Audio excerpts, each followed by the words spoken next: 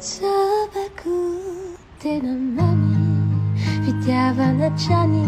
ny aisiny anao anatreany izay miorina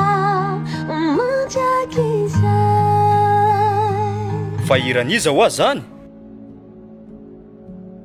isaky mihaino an'izany hira zany dia matsiaro an'izay raha fotsiky taloha zay foana izy mantsy mihiran'izany foana na ao an-trano na any amin'ny karaoke mba toy izy hoe le hira teo madame Jacqueline tena zany mihitsy le hira feon'ny rafotsy raha zegny mahatiany madame ny manafy ty na feonazy mivalambalagna jiaby karaha feona sobaka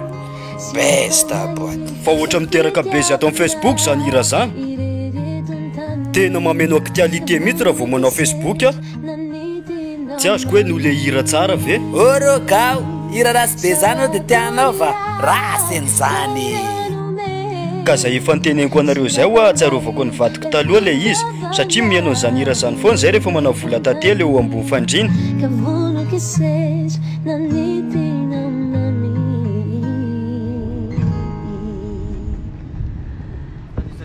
bon alohan'ny amaranako an'ity vidéo ty moa zany dia misaotra ny tapitap sainte ny sponsorisé an'ity vidéo ty ina moa ny atao hoe tapitap sainte ny tapitap sainte dia application fandefasana vola maimaimpoana mankatia Madagasikara raha ohatra ka amin'irito firenena ireto ianao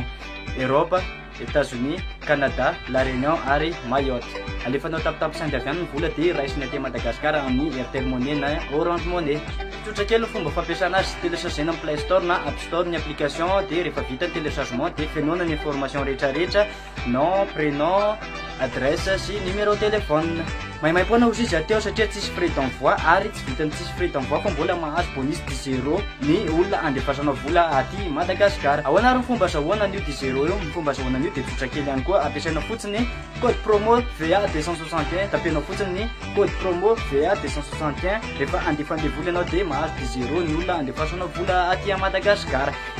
Aia koa rô hita sady efa tsisy frais d'envoi mbola azo 10 € maimaimpoana koa ampiasao ny tapitap sainte fa sady tsotra io no malaky.